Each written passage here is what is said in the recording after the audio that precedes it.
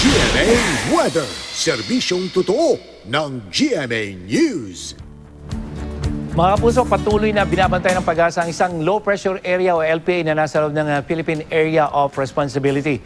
Namataan ito sa layong 605 kilometers dyan sa may northeast ng Itbayat, Batanes itong madaling araw.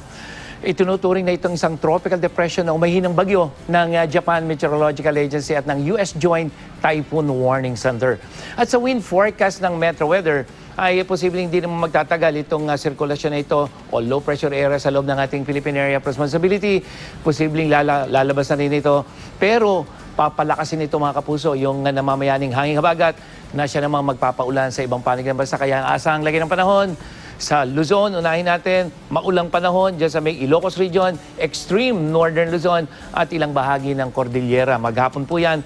At pagdating naman ng hapon, may mga konting pagulan dyan sa may northern Luzon, lalo na sa may Cagayan Valley.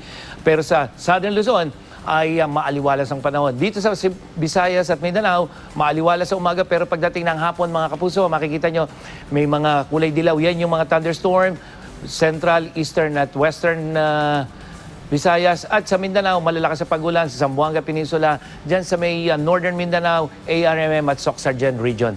At dito sa Metro Manila, mababa ang tsansa ng ulan maghapon mula umaga yan hanggang sa gabi.